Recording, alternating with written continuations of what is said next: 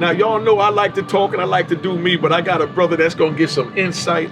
You know what I mean? So it's not just me doing all the talking, because I want y'all to know what we go through from when we got picked up. You know what I mean? Getting ready for trial, going through trial. You know what I mean? These are all the things I want to touch on so that they understand that these are some stressful situations, and don't want the youth to feel like, man, I can handle it if I go to jail. No, it's a whole lot that go with jail. You know what I mean? And it's not just being physically contained, you know what I mean, when I'm talking, because that became nothing to me, you know what I mean? My childhood was basically contained. I ain't gonna get into that right now, but you know what I mean? My childhood was, you know, so them putting me in a 2x4 didn't really freak me out. You know what I mean? It's the emotional aspect. And the mental. You know, and the mental that get to us. Right. You know what I mean? But when you was coming out, you know, break that down what we was just saying so that they understand. You know, no different than yourself. Like, myself, before I was incarcerated, I never had a job. I think I had a summer youth job at 14, you know, and that's like, what, a couple of months in the summer. Yeah, you already know. Right, yeah. So and it was a good check to get your school closed. At the time. You know what I mean? At that time. At the time. You know what I mean? Was. For so real. That was big shout out to the states and governments that did that back then. Continue to help. Yeah, they need to keep it going. That's a fact. Yeah. But you know, as you get closer to coming home, you start contemplating, what the fuck I'm gonna do when I go home? I mean, you know, you gotta think, you fill out a resume, there's like a 8-9 year gap as to doing anything and putting some youth job to amount to nothing. You know, so you start having anxiety and stress about, you know, what am I gonna do when I come home? You know, and for a lot of us, when we come home, you know, that's what our reality is, and a lot of us end up going back to what we know, especially initially when things don't come together. You know, and for people who take that for granted, no different, y'all don't really know what that anxiety and stress is for a man who's used to taking care of his family and being the breadwinner and then coming home to nothing, right? You know? Having to rebuild from literally nothing. You know, so that was definitely something that weighed real heavy on me. I was fortunate enough to have started Don Diva a couple of years before I came home. And big shout out to Don Diva. Right, definitely. You know what I mean? Definitely that was definitely put me on the right path and spared my life, because I'm gonna keep it 1,000. You know, and this is not to encourage anybody in the wrongdoing. I know, and I'm being honest. That's what that's all we want. Exactly. You know, I contemplated, you know, if shit didn't go a certain kind of way for me, I was gonna go back to what I knew. You know, because it's just a natural reaction. You know, you sink or swim. Yeah, it's sort of that. You know, fight or flight. You know, but when I came home, I had a few friends of mine that you know were still moving around a certain kind of way, and the temptation was definitely there. You know, they pulling up with the whips, with the shoes, yeah, definitely, the jewels, definitely. You know what I mean? Definitely, all the trappings, everything that we need, what that we want. Yeah, we thought was what it was. Yeah, right? If I said we want, I switched it from no the different need than to the you. want. No different than you. I had a good name. Yeah. You know what I'm saying? And that's what counts. You know? So I could have walked into any situation. And it would have went from there. If I don't know how to do nothing, I know how to hustle. Hustle is hustle. And there you go. You know. But what happened was a couple of strange coincidences happened, man. You know, one of the dudes that I was cool with got killed. You know, and you know, it's my guy. It's like somebody who I love and trust. You know what I mean? Matter of fact, it's Bobby Lau. It's a friend of mine. He ended up getting killed. You know what I mean? It's my co-defendant too. You know. So he got killed. You know. Shortly after that was another guy that I was cool with that was running around a little bit. You know, he got busted. I was on the phone talking to him. You know what I'm saying? And I actually heard the feds pull him out the car as me and him was on the phone. So now that's the second thing that happened, and this is all happening while I'm on house arrest. You know what I mean? I'm not 60 days out, and all these things are happening, and it's like those unfortunate things happen. But it made me say, you know what, Kev, you've never really given anything 100% of your attention. You know, like this thing is working. It's not making the kind of money I'm used to making, but it's making money. You know what I'm saying? Like it allowed me to patience for the grind. Right.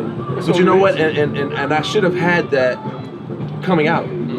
But I was mad at the government. I was mad at, you know, the way things had happened to me, and it felt unjust to me. So, you know, I still had sort of like that chip on my shoulder. Like I said, I didn't do 26 years. 8 years is a long time. 9 years is a long time. It is a long time. But it didn't stifle me. It didn't make me say I'm not willing to take another shot. You know what I'm saying? Oh, no, that's what I'm saying. About 8, 9 years, I'm still hustling the joint. Right. I'm gonna keep it gangster. I'm selling heroin in the joint and everything else. And I ain't even sell heroin on the street. There you go. That was a drug of choice, so I adapted to that just to survive and, you know, to do something. But then, like you said, after that 15 years is when I said, man, what is you doing, man? You got grandkids now. So, you know what I mean? So for myself, when those two incidences happened, I had to reflect on it. It's like, yo, this is happening for a reason. And not to put myself before the tragedies that happened to my mans, you know, but at the same time, it's like I had to see the writing on the wall and say, you know what, give this 100% of your attention. Give something in your life for the very first time 100% of your attention, meaning like, you know what, I'm gonna really focus on this. So I really put my grind down and really like expanded the brand and, you know, got it all over the country and got a distribution deal, and things just started coming together. So I guess fate just took its course, you know. Yeah, but see, the same way you said, you know, you just put your all in to let it go. That's I've been home 90 days. You know what I mean? I jumped right in to get my own because I got a wonderful son. Big shout out to Wiz the God. I mean, my kids, you know, they there to give me what I want. Right. You understand what I'm saying? That's important to support system. You know what I mean? And a lot of us don't have that. Yeah, but for those who do, man, you're blessed. But you know our caliber. Right. You know what I mean? I feel I should still be able to take care of my son. I agree. So I had to adjust to my son taking care of me. Right. You understand? Where I felt funny him paying for my sneakers. Right. You understand what I'm saying? No, I got you. When he still, I mean, and the thing is, I took him and his brother, you know what I mean, by two different mothers at the time. When I went and took the two of them out for the first time, I took the two of them to 125th to the Foot Locker, and I got them dressed up in some sneakers. They remember the name of them. When I talk to them on here, they'll say they look like green and black, like an army fatigue type of color. But anyway, but they still remember those sneakers, and by choice, those sneakers is like still prevalent now as the throwbacks. Right. So as soon as I went home, I went and my son pulled out a pair of those in the closet for me that he bought for me, which was the first pair that I bought for him. Yo, that's crazy. You understand what I'm saying? But I had to get used to, you know, and I still ain't used to it. And that's why I came out running, you know what I mean, and put my attention into this. Right. You know what I mean? Because, you know, and now I'm getting my cocky shit. I know you like to lay back, but I'm getting my cocky shit. That's the you know what I mean? But that's what I'm saying. You already know. You know, everybody ain't unique and everybody ain't Kevin. That's right. You know what I mean? But when I came out, I already knew everybody loved me. They loved me on the mic. That's how I was at Club 2000. That's how I was at Mecca Audio. Anywhere I went, it was a party. And I didn't have a mic and I didn't have social media, and I became that nigga. But that's your personality. Yeah, but that's what I'm saying. So that's why I said, my man was watching something on YouTube and sent me something and said, yo, this is what a podcast look like. And when I watched it, I ain't gonna say no names about nothing, you know what I mean? That might disrespect anybody. But it was whack. I mean, for real, there was no energy, it was whack. You know what I mean? So I'm like, yo, if this motherfucker got 100 and something thousand people tuning in to watch that energy, there's no way in hell I can't win with my energy. No, that's 100%. I mean, you know what? And your name identifies your personality, unique. You know? So all I do is just be me, and that's why I keep apologizing because, you know, I know that dudes get on there and want to be keyboard gangsters just to hate. Right. They can't give a reason why they want to hate me because I'm coming home, I'm sitting with Big Kevin Chiles, and we both can admit that we corrupted and destroyed our community. Absolutely. We destroyed it. You know what I mean? We're responsible for that, and the title of his book say that, the crack era. Right. You know what I mean? But here it is in the 2020 era, we're trying to do something to rectify that. And been doing something. You know what I mean? Yeah. Last 20 years. Exactly. And you've been doing it from in there. Exactly. And I've been trying from out here to do what I can because I've been at social media all the while I was out there. Good support team that cut and paste the message to me. Nobody's you. You know what I mean? Yeah, but you already know. But that's the point I'm making, that I want them to understand that when I sit down with gods in the game, you understand what I'm saying? That we're not here to brag about what we did to become God. Right. You know what I mean? We want to leave a legacy for our grandkids that we learned from that to prevent someone else's child from going through that. You understand what I'm saying? That's the hopes and and that's it. If I save one, I'm good. You know what I mean? So, I mean, I don't think anyone have a reason to hate on what we're doing because we're not bothering anyone. No, there's no reason for that. You know what I mean? We're just telling them, stay out the game. It's not worth it. He gave up 9, you know what I mean? And lost a lot of things in the process. You understand what I'm saying? Because of the game. And so did I. You know, and we're telling you it's not worth it. as gods in the game. And y'all can't dispute that we're kingpins. You know what I mean? That we're gods. And we're not here to brag about it. We're just telling you what it is. And as one kingpin to another, I wanted the other kingpins and men like myself to be able to, apologize to the community, the people, anyone that we might have hurt, because we didn't intend to hurt anyone. We were just making the means with what we had. Right. You know what I mean? And we're not mollifying it. You know what I mean? I know y'all remember I told you about that word mollifying it. I know you know, but just so the younger viewers know, mollifying it in the psychology, and they had to teach me that to twist my mind around to get me to stop being old cocky unique that don't listen to nobody. You understand what I'm saying? To try and better myself and become Wadsworth. You understand what I'm saying? But mollifying is when you make excuses to justify a wrong situation. Right. You know it's wrong. Well, you have to live in that moment to exist. Exactly. You have but to do now, that. but now, reflection. Yeah, exactly. Right. But now I've grown from that. You know what I mean? And if y'all notice, this conversation that me and this God is having, it's two gods speaking about life, trying to prevent y'all from ruining your life. We're not sitting here talking about the red Benz you had, which was fire.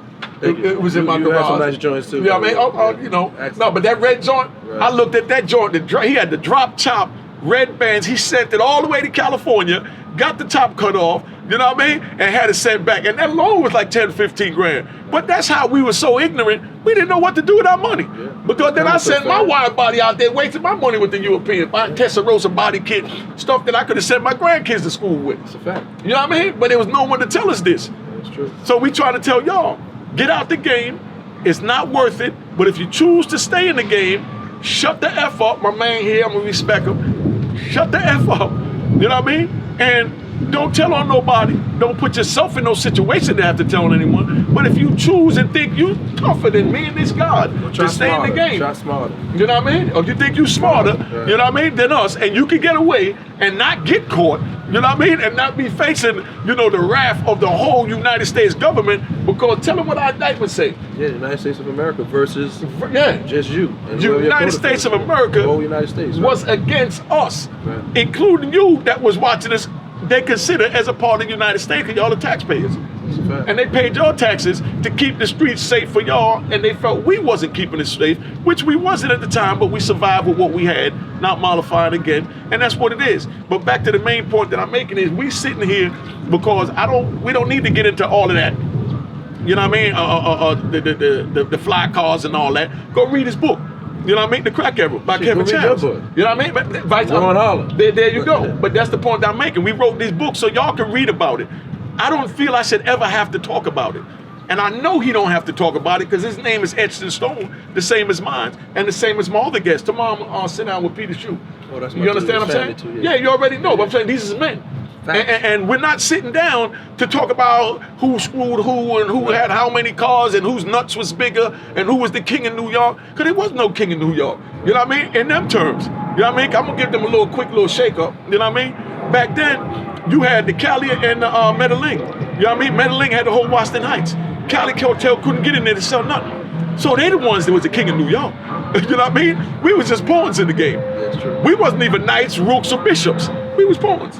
You know what I mean? Because a whole bunch of niggas. And I said niggas, because I ain't put the N-word to bed because niggas is still out here. There was a whole bunch of niggas that was getting money. You know what I mean? But that was no money compared to what they was getting. And they wasn't getting the time we was getting. That's true too. You know what I mean? They fixed it, and I know you know about this, so we're going to get them this little jewel. They fixed it where they got the extradition, where when they go get them from Colombia and they bring them back, or from another country to bring them back, they can't get more than 30 years. Now how do a non-citizen is more responsible for bringing it into the country than we are. They get less time. They get 30 years, and we get die in a pine box, and you know what I mean, and wait for your last breath. You know what I'm saying? But y'all don't even know this because they use this. You know what I mean? And we're not blaming anything on them because we chose to allow them to use this because we thought we were smarter than everybody else. But we was young, so we did what we had to do. You know, right or wrong, big bro? That's a fact. That's a fact. You know? Again, I mean, I'm going to contribute. Most of my decision making is just, obviously out of necessity, dealing with poverty, like I stated. and just ignorance, and youthful ignorance. And that's what it is. But now that we men, like he said, he was man enough and honest enough to let you know when he came home, he was straddling the fence because things was, he didn't know where he was gonna go. Because you don't know where you're going. 9 years in prison, everything changed. I've been going 26 years, man. None of these buildings was out when I was here.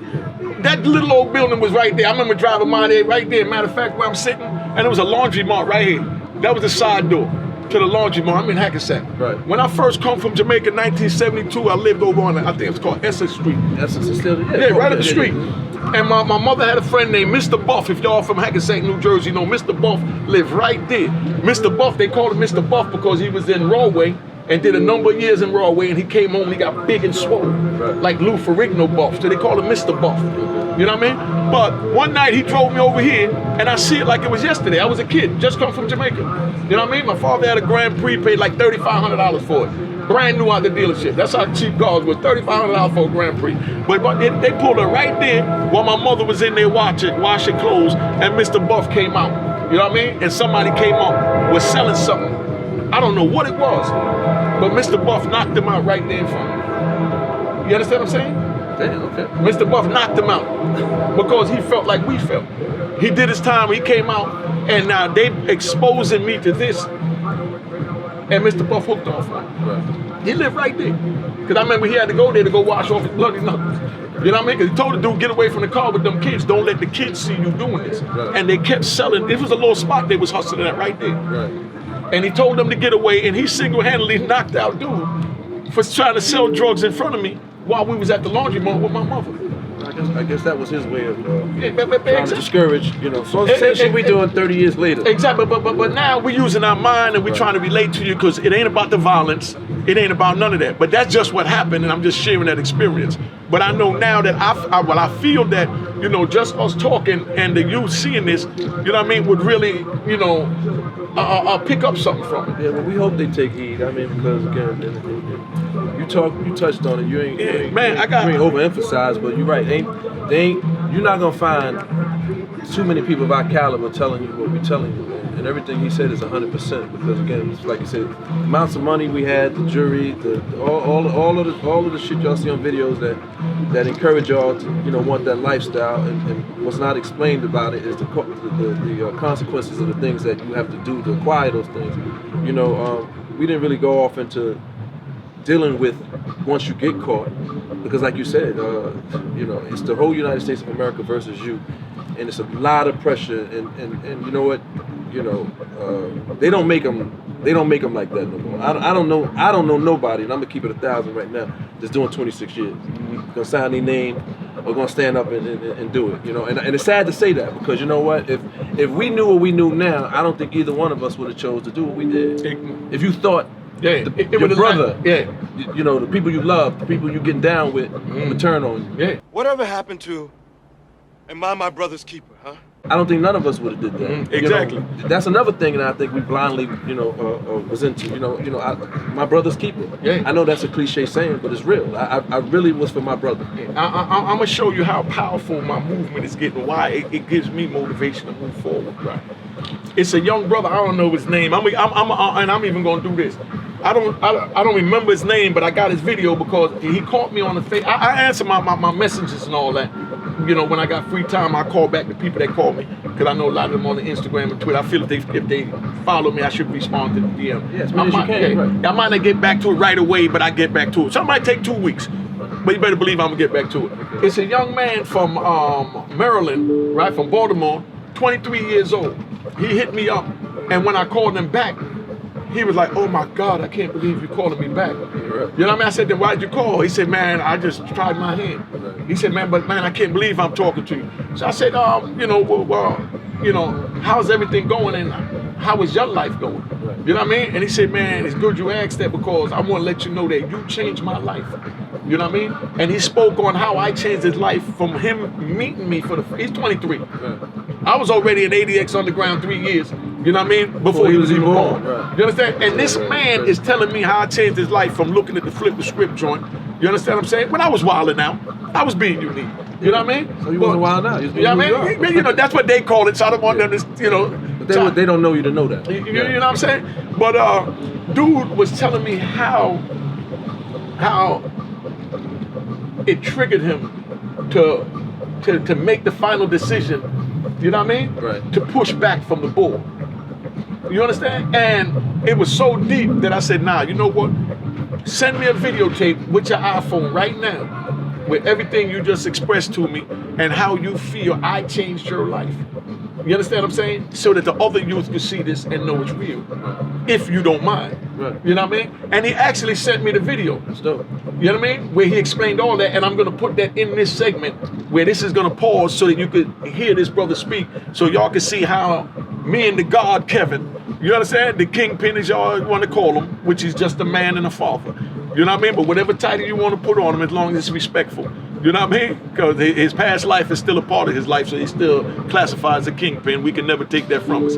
But I'm going to show you how these types of conversation with us just kicking it about life, so they can see and hear things that they wouldn't normally hear, because there's no one out there to give them what we got. That's true. That's a fact. You understand what I'm saying? That's a fact. So- I mean, that's our responsibility. You know, and we've been sitting here about 30 minutes and we ain't say nothing about no drugs and who nuts is big or none of that. Because like I said, that's irrelevant. That's not my platform. Right. You know, my platform is just letting y'all see that we men, we human, you know what I mean? And we made mistakes. We're taking responsibility for our mistakes. You know what I mean? And we're just trying to help, you know, the youth. If we save one, we good. That's a fact.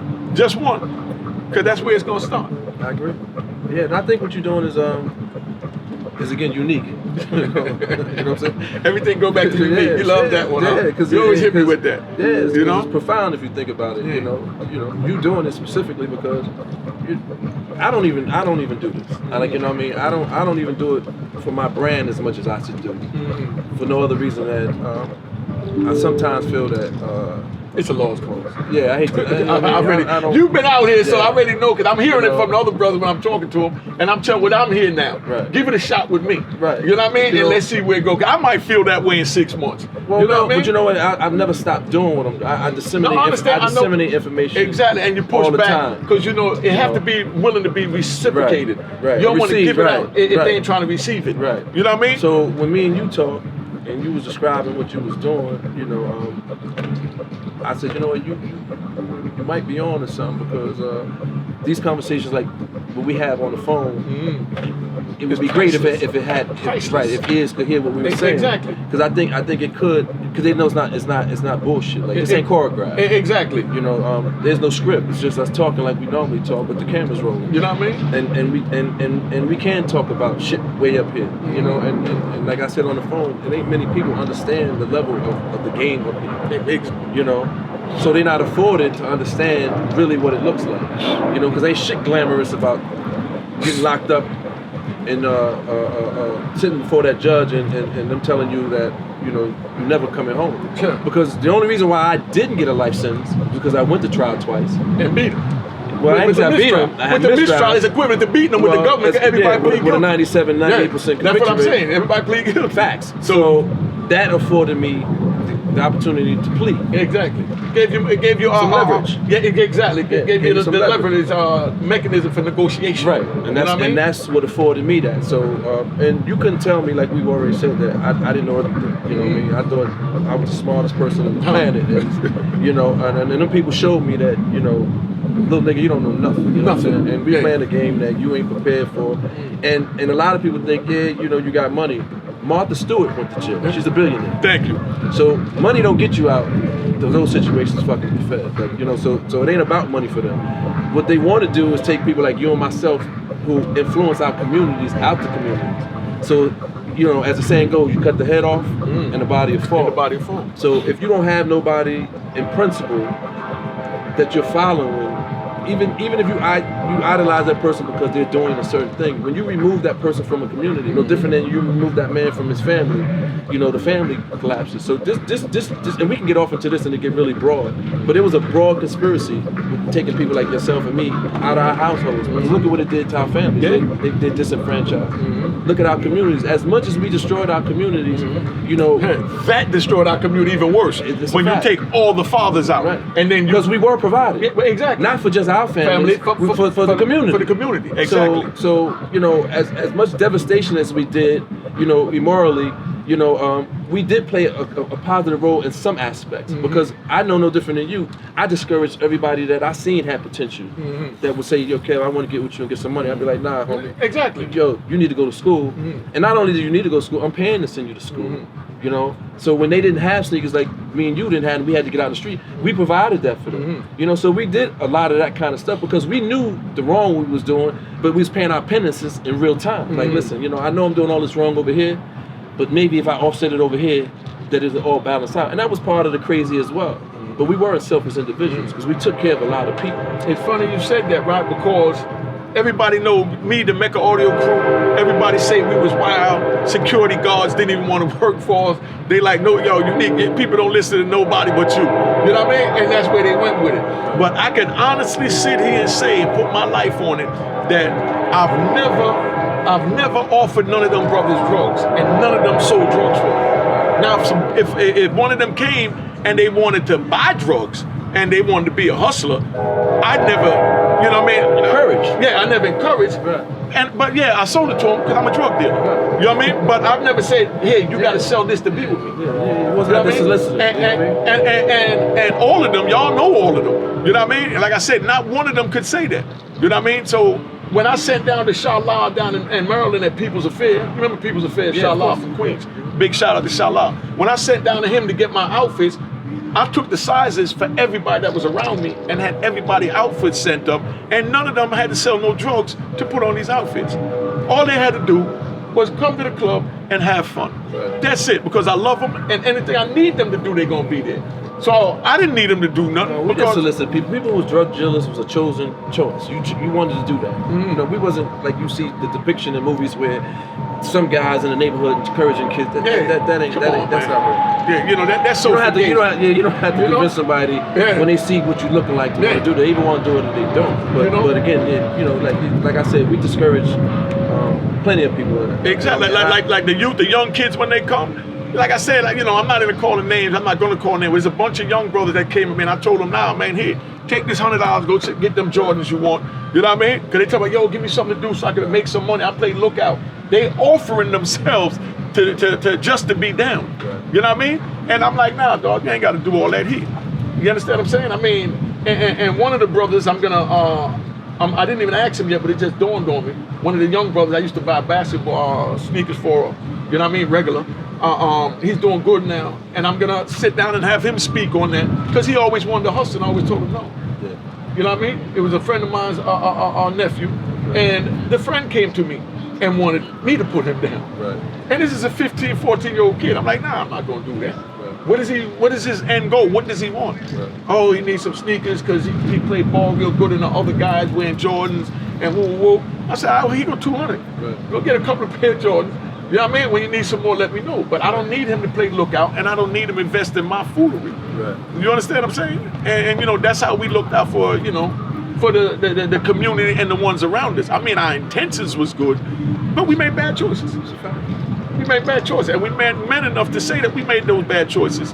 You know what I mean? And you know, we're trying to rectify the problem now. Like I said, this whole conversation ain't been about bragging about nothing. You know what I mean? And it's smooth. Yeah. You know what I mean? So we just rapping. All right.